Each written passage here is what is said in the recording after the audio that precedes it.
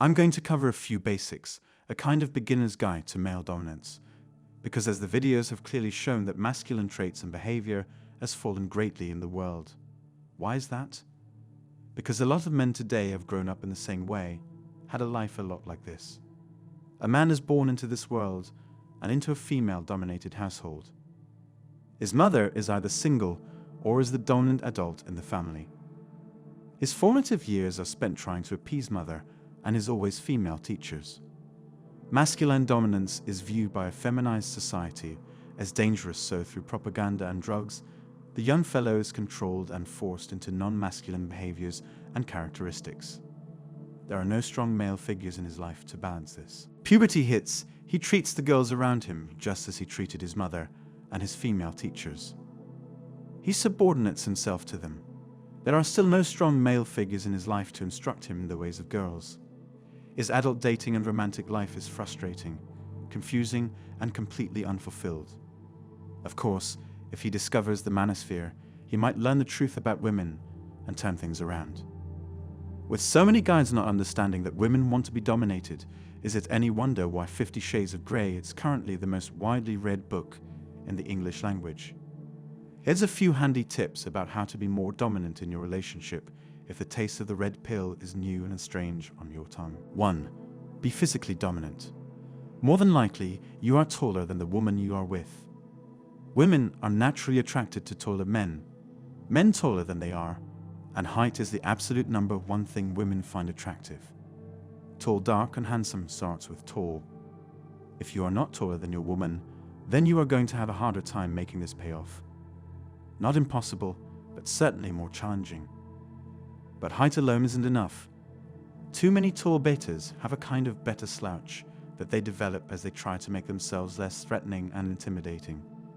Under the mistaken blue pill idea that women are attracted to non-threatening, unintimidating men. Instead of slouching, stand up straight, as if a string was pulling you up to the sky from the top of your head. Yes, you won't be as eye level and equal as your woman. Next, keep your shoulders back. Imagine that you are walking in the dark and you have two headlights on your nipples that have to be prominently displayed in order for you to move around. That shows off your chest, shoulders, and arms, all good zones for attracting and keeping female attention. Whatever you do, don't slouch. Have a hard time figuring out what to do with your hands. Pick a spot and keep them there. Put them behind your back to push out your manly chest. Put them in your pockets to demonstrate a casual demeanor even as you dominate the room. But don't use them to talk with. Quick and jerky hand gestures are not dominant. Slow, deliberate actions are. And eye contact, which is the most important. In addition, ensure that you are always being physically dominant in relation to her. Grab her hand to lead her through a crowd. Use her elbow to steer her gently at parties.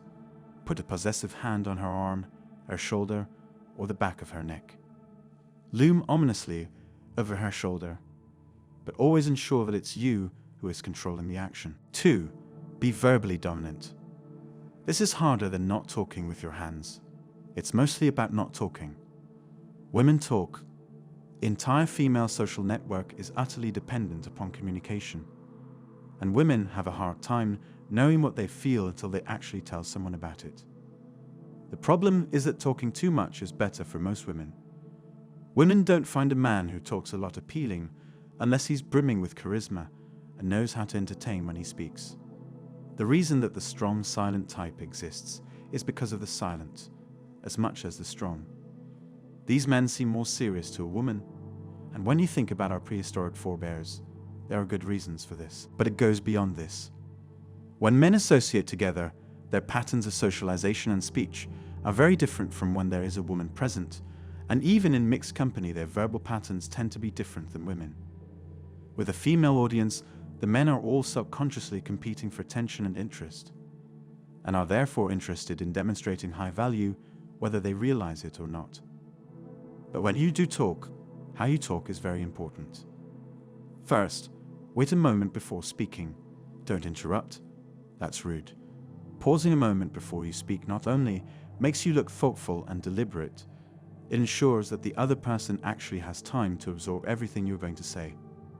Second, Save interruptions of your wife speaking only for situations when it is important for you to establish dominance. Let her have her say, and then make quite certain that she's done speaking. Third, maintain eye contact with her while you speak and while she speaks, and don't let your gaze shift about aimlessly.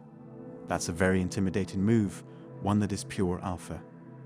It should make her uncomfortable enough so that she starts dropping her gaze automatically. Fourth, speak slowly and quietly, so she has to lean in to hear you clearly. Keep your tone even, especially if the emotional content of the conversation has gotten too high. That establishes that you are the one in control. You lead with your words. You don't ask permission, except in very specific circumstances. You tell her what you are doing, and then leave the decision to follow up to her. If she objects, you can discuss it. But not having a plan or leaving the planning to her, that is better.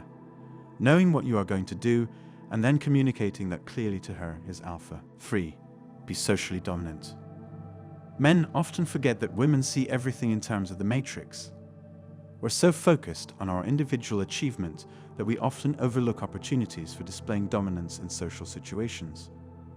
But when she sees you in charge of a big non-profit event, or focused on getting the Cub Scout parade float organized, or being honored by your church for your outreach activities, or seeing you boss around the volunteers at this year's PTA auction, she gets excited because she reaps the benefits of your social dominance.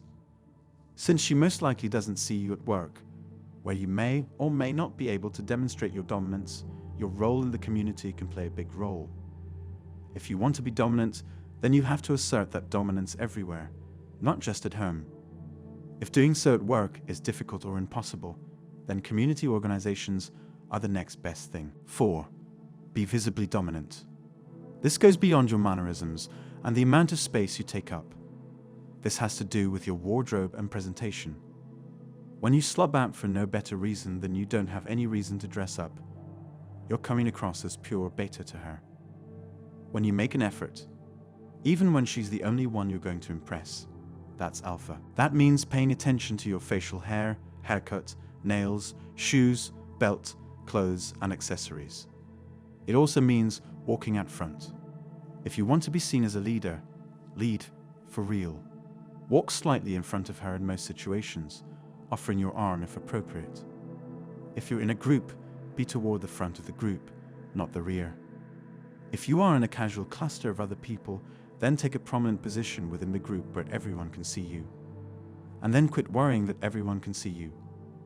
If your fly is down, let them assume that the tiger is just too wild to keep in the cage, or something like that, and move on. 5. Be situationally dominant. The opportunity to demonstrate your high value through a display of your competence in handling a challenging situation is high alpha. Of course, no one is skilled and knowledgeable in everything. If you have a specialty, then don't be afraid to assert your dominance through your knowledge and expertise. 6. Be dominant in bed. The key to the red pill is dominance, and the metric used to gauge success is sexual. Working on your alpha all week and then going better in bed is what the experts call failing to close, and it kills all your other alpha stock. So don't fail like that. Remember, if she has to ask you to lead, you've already lost. You don't need her permission to lead, you need her acceptance of your leadership. And as long as you are utterly unambiguous about your expectations, she should be utterly happy to submit to it. That's it for today. To subscribe to the channel and hit the bell icon. Take care.